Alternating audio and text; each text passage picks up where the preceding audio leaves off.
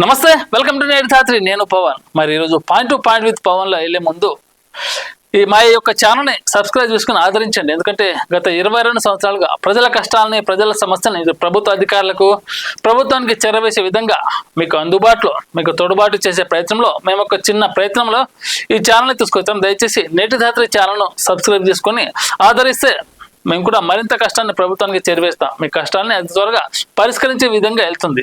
ఇక విషయానికి వెళ్తే, తెలంగాణ కేబినెట్ లో విస్తరణకు గ్రీన్ సిగ్నల్. మంత్రి పదవిపై పలువురి ఆశావాహుల ఆశలు, మంత్రి పదవి ఎవరిని వర్తిస్తుందో చర్చలు. ఇంకా తెలంగాణలో కేబినెట్ విస్తరణలు కొన్ని మంత్రి పదవులు ఉన్నాయి. అవి ఎవరికి ఇవ్వాలి, ఎవరికి ఇస్తే బాగుంటుంది? ఉద్యమ నాయకులకి ఇవ్వాలా, ఎమ్మెల్యేలు ఎంపీలు వాళ్ళ యొక్క సోదరులకి ఇవ్వాలా, గతంలో మంత్రులకి ఇవ్వాలి, ఎమ్మెల్యేలకు ఇవ్వాలా? ఎందుకంటే ఇప్పుడుగా తెలంగాణలో హోంశాఖ మంత్రి లేరు, ఎడ్యుకేషన్ మినిస్టర్ లేరు, అలాగే ఎలక్ట్రిసిటీ మినిస్టర్ లేరు. ఈ కీలకం అనమాట. తెలంగాణ రాష్ట్ర నిర్మాణంలో కీలకమే విద్యాశాఖ, హోంశాఖ అనేది. ఈ పదవులు ఎవరికి వస్తాయని ఇప్పటికే చాలా మంది ఎదురు చూస్తున్నారు. కొంతమంది విజయశాంతి పేరు కూడా చెప్తున్నారు, అలాగే అద్దంకి దయాకర్ పేరు, అలాగే జానారెడ్డి వాళ్ళ కుటుంబీకుల పేర్లు, అలాగే నల్గొండ నుంచి రాజగోపాల్ రెడ్డి పేరు, ఇంకా చాలా మంది ఎమ్మెల్యే బాలునాయక్ పేరు, చాలా మంది వీళ్ళకైతే క్యాబినెట్ లో అవకాశం దక్కే ఛాన్సెస్ ఉన్నాయని చాలా మంది చెప్తున్నారు. ఇవ్వండి, కానీ ప్రజానాయకుడు ఎవరైతే ఉన్నారో, ప్రజల కష్టం తెలిసిన నాయకుడు, ప్రజానాయకులకి ఇవ్వండి. ఎందుకంటే హోంశాఖ మంత్రి, విద్యాశాఖ మంత్రి అనేది ఆశామాస్యం కాదు. ఎందుకంటే రాష్ట్రం యొక్క పురోగతిని మార్చే ఈ 2 శాఖలు చాలా కీలకం. అలాంటి వారికి ఇస్తే తెలంగాణ ఉద్యమ కాలంలో కీలకంగా భూమిక పోషించారు విజయశాంతి గారు. కష్టాలు తెలిసిన వ్యక్తి. పార్లమెంట్ సాక్షిగా గతంలో ఎంపీగా ఉన్నప్పుడు తెలంగాణ గళాన్ని పార్లమెంట్లో గళం విప్పిన నాయకురాలు విజయశాంతి. అలాంటి వారికి ఇస్తే బాగుంటుంది. ఎందుకంటే కష్టాలు తెలుసు, నష్టాలు తెలుసు, అన్ని దాటుకొని వచ్చారు. కష్టం తెలిసిన నాయకుడు. అలాగే ఈ క్యాబినెట్ విస్తరణలో మంత్రి పదవులు ఇస్తే ఆ తర్వాత కాంగ్రెస్ ప్రభుత్వం ఇచ్చిన హామీలు కూడా నెరవేర్చే దిశగా వెళ్ళండి. ఎప్పుడైతే మీరు ఈ 6 హామీలు నెరవేరుస్తారో అప్పుడే ప్రజల నమ్మకం మీ మీద గణనీయంగా పెరిగిపోతుంది. లేకపోతే రాబోయే రోజుల్లో కాంగ్రెస్ ప్రభుత్వం కూలిపోయినా చెప్పక్కర్లేదు. ఎందుకంటే ప్రజల మార్పు అనేది ప్రజా మార్పు కోసం జరగాలి, స్వలాభం కోసం జరగదు. ప్రజలు మార్పు చేస్తారు. ఎందుకు?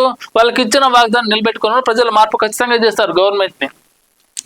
దక్షిణాదిలో డీలిమిటేషన్ కాక హుటాహుటిన ఢిల్లీకి పళనిస్వామి. డీలిమిటేషన్ అనేది తెలుగు రాష్ట్రాలను కాదు, ఈ తెలుగు, ఆంధ్రప్రదేశ్, తెలంగాణ, కర్ణాటక, చెన్నైకి తీరని అన్యాయం చేస్తారు డీలిమిటేషన్ అనేది. ఎందుకంటే జనాభా పరంగా తక్కువ ఉన్న రాష్ట్రాలు ఇవి.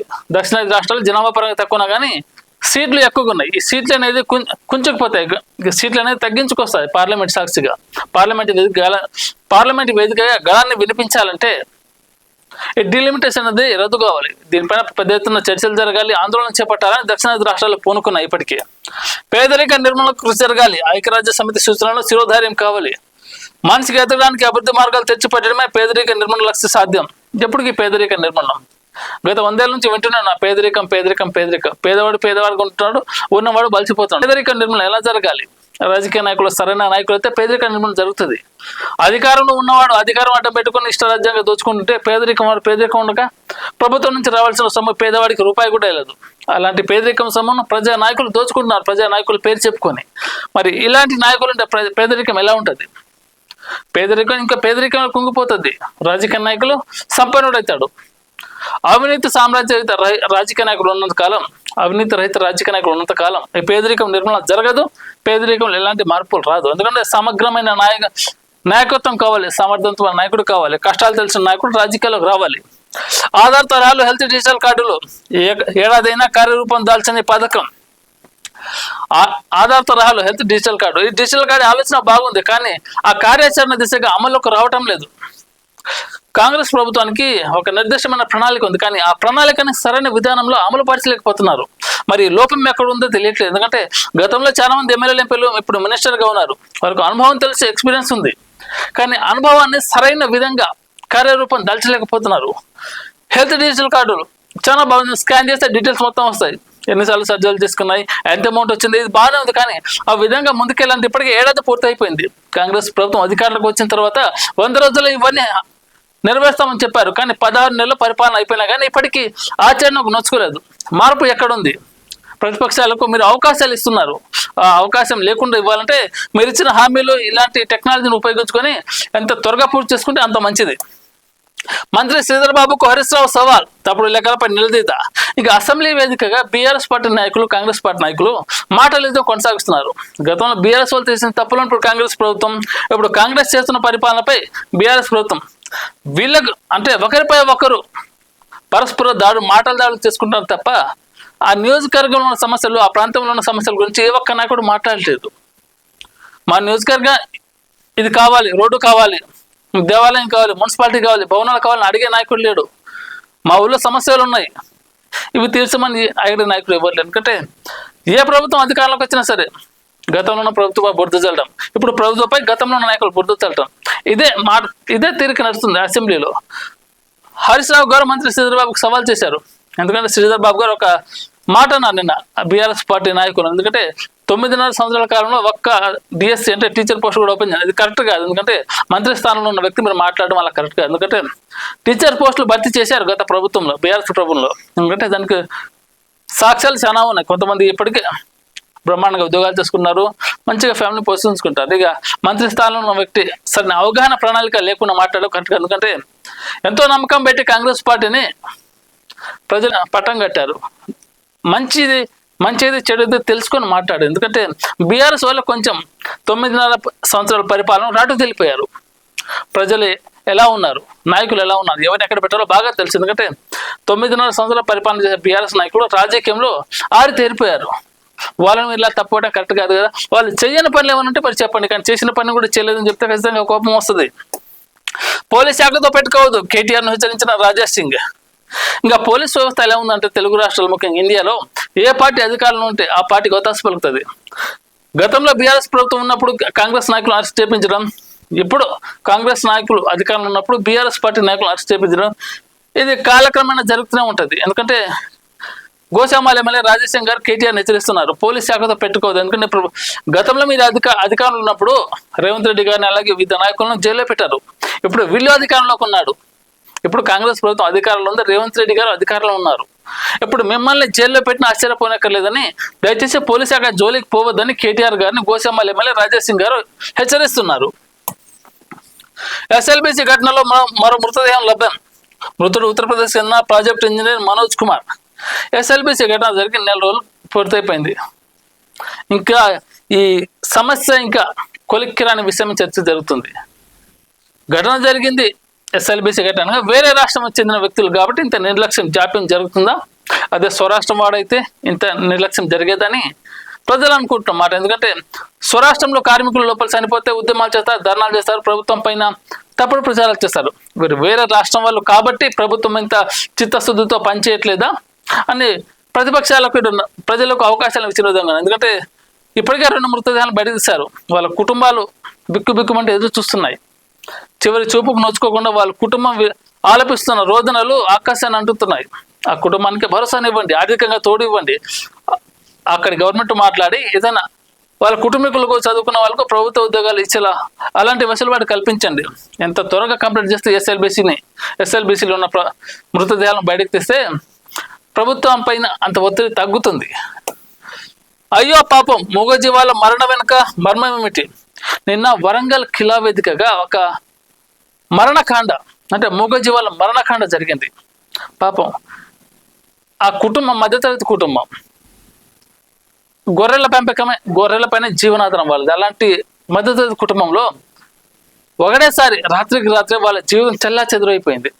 1 కాదు 2 కాదు, ఏకంగా 450 మూగజీవాలు గొర్రెలను ఎవరో ఆగంతకులు దుండడుగులు నిప్పు పెట్టేశారో లేకపోతే శాస్త్రకులు చూసే తెలియదు కానీ ఒకటేసారి అర్ధగంట సమయంలో 400 మూగజీవాలు ఆ దహనానికి బలైపోయాయి, మాడి మసైపోయి. ఇక్కడ చూస్తున్నాం మనం విజువల్ చూడండి, ఓన్లీ పొరలే కనబడుతున్నాయి. వరంగల్ ఖిలా వేదికగా ఒక మధ్యతరగతి కుటుంబానికి తీరని శోకం. దయచేసి ఆ దుస్సాహసానికి పాల్పడ్డవారు ఎవరైనా సరే, నిందితుడు ఎవరైనా సరే, ఎంతటి వారైనా సరే, వరంగల్ పోలీస్ కమిషనర్ గారికి నేటి రాత్రి వేదికగా విజ్ఞప్తి చేస్తున్నాం. ఇంతటి దురాఘాతానికి పాల్పడ్డ వ్యక్తి ఎవరైనా సరే వదలకండి. ఎందుకంటే వాళ్ళ బతుకు ఇప్పుడు ఆశ్చర్యకరంగా మాది. ఏం చేయాలో దిక్కుచూతం శిశులో ఫ్యామిలీ పడ్డది. వాళ్ళ కుటుంబ జీవనాధారమే కూలిపోయినప్పుడు వాళ్ళు ఎలా బతుకుతారు? ఎగ్జాక్ట్లీ లాస్ట్ ఇయర్ కూడా ఇదే టైంకి అక్కడి నుంచి 10 గొర్రెలను ఎత్తుకెళ్లారంట ఆ కుటుంబీకులు చెప్తున్నారు. మరి ఇది కావాలని చేశారో, వాంటెడ్గా చేశారో, లేకపోతే అనుకోకుండా జరుగుతుందో తెలియదు, కానీ దీనిపైన ఒక సమగ్రమైన నివేదిక సమర్పించి ప్రభుత్వం తరఫున ఆ కుటుంబానికి ఆర్థిక సహాయం అందించండి. అలాగే ఈ దుస్సాహసానికి పాల్పడేది వేరే దుర్మార్గు దుష్టులు ఎవరైనా కానీ, ఎంతటి వారైనా కానీ దయచేసి వారిని విడిచిపెట్టకండి. ఇక ఆంధ్రప్రదేశ్ విషయానికి వెళ్తే ఏప్రిల్లో మెగా డిఎస్సి, మేలో తల్లికి వందనం అమలు, కలెక్టర్లు క్షేత్రస్థాయిలో పనిచేయాలి. 2027కు పోలవరం ప్రాజెక్టును పూర్తి చేస్తాం. రాజధాని అమరావతి ప్రాజెక్టును 2027లోగా పూర్తి చేస్తాం. ప్రజా సమస్యల పరిష్కారమే అందరి లక్ష్యం కావాలి. ఎప్పుడైతే ఆంధ్రప్రదేశ్లో కూటమి ప్రభుత్వం అధికారంలో అడుగుపెట్టిందో అభివృద్ధి పనులకు వడివడిగా అడుగులు పడుతుంది. గతంలో నాయకులు 5 సంవత్సరాలు పరిపాలించారు వైఎస్ఆర్సీపీ, రాష్ట్రాన్ని నిర్వీర్యం చేశారు. దేనికి ఉచిత పథకాలకు అలవాటు చేశారు తప్ప అక్కడ ఏ విధమైన డెవలపింగ్ చేయలేదు గతంలో ఉన్న పాలకులు. కూటమి ప్రభుత్వం అధికారంలోకి వచ్చింది. ఏప్రిల్లో మెగా డిఎస్సి ఖచ్చితంగా విడుదల చేయడానికంటే నిరుద్యోగులు ఎదురు చూస్తున్నారు. గత 6 ఏళ్ల కాలంలో ఒక్కరు కూడా ఆంధ్రప్రదేశ్లో డిఎస్సి పట్టా చేతపట్టలేదు. ఉద్యోగం అనేది రిలీజ్ కాలేదు. ఆంధ్రప్రదేశ్లో నిరుద్యోగులు ఎదురు చూస్తున్నారు.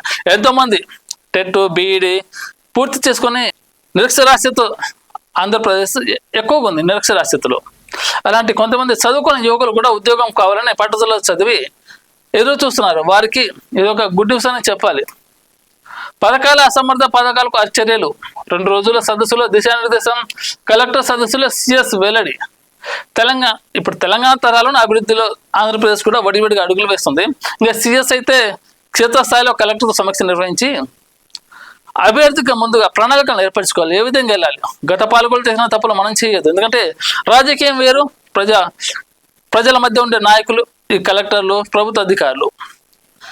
ప్రభుత్వ అధికారులకు రాజకీయ నాయకులకు సంబంధం లేదు. ఎందుకంటే వీళ్ళ పరిపాలన వేరు, రాజకీయ నాయకుల పరిపాలన వేరు. వీళ్ళు ప్రజలతో ఉండి పరిపాలన చేయాలి, వాళ్ళు ప్రజల ముందుండి పరిపాలన చేయాలి.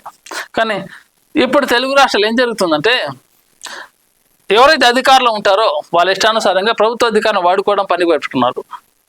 ఇదన్నీ మానిపేసి ఆంధ్రప్రదేశ్ని అభివృద్ధి వైపుగా తీసుకెళ్లాలని సిఎస్ గారు కలెక్టర్తో సమావేశం నిర్వహించారు. పేదలకు న్యాయం చేయాలన్నదే సీఎం తపన. 22A ఫ్రీ హోల్డ్ భూములపై ప్రత్యేక డ్రైవ్, జిల్లాలో ప్రత్యేకంగా రియల్ ఎస్టేట్ కమిటీ ఏర్పాటు, భూ సమస్యలపైన కలెక్టర్లు ప్రత్యేక దృష్టి సారించాలి. రెవెన్యూ శాఖ మంత్రి అనగాని సత్యప్రసాద్. గతంలో ఉన్న వైఎస్ఆర్సీపీ ప్రభుత్వం పేదల భూములను, అలాగే ప్రభుత్వ భూములను, దేవాదాయ శాఖ భూములను అక్రమంగా కబ్జా చేసుకొని ఇష్టానుసారంగా రాజ్యం ఏలారు గత 5 ఏళ్ల కాలంలో. మరి ఎప్పుడైతే కూటమి ప్రభుత్వం అధికారంలో వచ్చింది, మరి రెవెన్యూ శాఖ మంత్రి అనగాని సత్యప్రసాద్ అంటున్నారు జిల్లాలో ప్రత్యేకంగా రియల్ ఎస్టేట్ కమిటీ ఏర్పాటు చేయాలి. భూ సమస్యలపైన కలెక్టర్లు ప్రత్యేక దృష్టి సారించాలి. ఎందుకంటే ఏ ఒక్క సెంటు భూమి కూడా కబ్జా కొరల చేతికి వెళ్ళలేదు. పేదల భూములు పేదలకే చెందాలి, ప్రభుత్వ భూములు ప్రజలకు చెందాలి. ఎప్పుడైతే భూములు మన దగ్గర ఉంటాయో రియల్ ఎస్టేట్ బాగుపడుతుంది, రాష్ట్రానికి ఆర్థికంగా దోహదపడుతుందని రెవెన్యూ శాఖ మంత్రి అనగాని సత్యప్రసాద్ అంటున్నారు. డీలిమిటేషన్ పై బహిరంగ వ్యాఖ్యలు సరికాదు. చంద్రబాబు, పవన్ కేంద్రంతో టచ్లోనే ఉన్నారు. ఎమ్మెల్యే గోరంత బుచ్చే చౌదరి వ్యాఖ్య. ఇప్పుడు దక్షిణాదిలో ఎక్కడ విన్నా కానీ, ఆంధ్రప్రదేశ్, తెలంగాణ, కర్ణాటక, చెన్నై ఎక్కడ విన్నా కానీ డీలిమిటేషన్ అనేది బహిరంగంగా. ఎందుకంటే ఈ డీలిమిటేషన్ ఒక్కసారి ఆచరణలోకి వస్తే దీన్ని కొట్టివేసే అధికారం హైకోర్టుకు లేదు, సుప్రీంకోర్టుకు లేదు. ఎందుకంటే జనాభా పరంగా తక్కువ ఉన్న రాష్ట్రాలు దక్షిణాది రాష్ట్రాలు. అలాంటి రాష్ట్రాలకు పార్లమెంట్లో గణం వినిపించకుండా ఉండడానికి ఇక్కడ సీట్లు అనేది కుదించి ప్రయత్నం చేస్తుంది కేంద్ర ప్రభుత్వం. ఎక్కడైతే మన సీట్లు అనేది కుదించబడతాయో రాజ్యసభలో మనం గణం గట్టిగా వినపడదు. మన హక్కులు మనకు కావాలంటే పార్లమెంట్లో కొట్టాడంటే ఇక్కడ సీటు తగ్గొద్దు. సీటు తగ్గిందా అక్కడ మనం మాట్లాడి ప్రశ్నించే అర్హత కోల్పోదాం. ఈ డీలిమిటేషన్ పై అతి త్వరలో దక్షిణాది రాష్ట్రాలైన తెలంగాణ, ఆంధ్రప్రదేశ్, కర్ణాటక, చెన్నై ఒక ఉద్యమంలో చేపట్టాలని నిర్ణయానికి వచ్చారు. ఇక కేంద్రంపై యుద్ధం చేస్తేనే రాష్ట్రంలో జరిగే అభివృద్ధి కార్యక్రమాలు కుంటున పడకుండా గాడిలో పడతాయని దక్షిణాది రాష్ట్రాలు భావిస్తున్నాయి. ఇవి వాటి నేటి రాత్రి అప్డేట్స్. మరిన్ని అప్డేట్ కోసం మా నేటి రాత్రి ఛానల్ని సబ్స్క్రైబ్ చేసుకొని ఆదరిస్తారని మనస్ఫూర్తిగా కోరుకుంటున్నాను.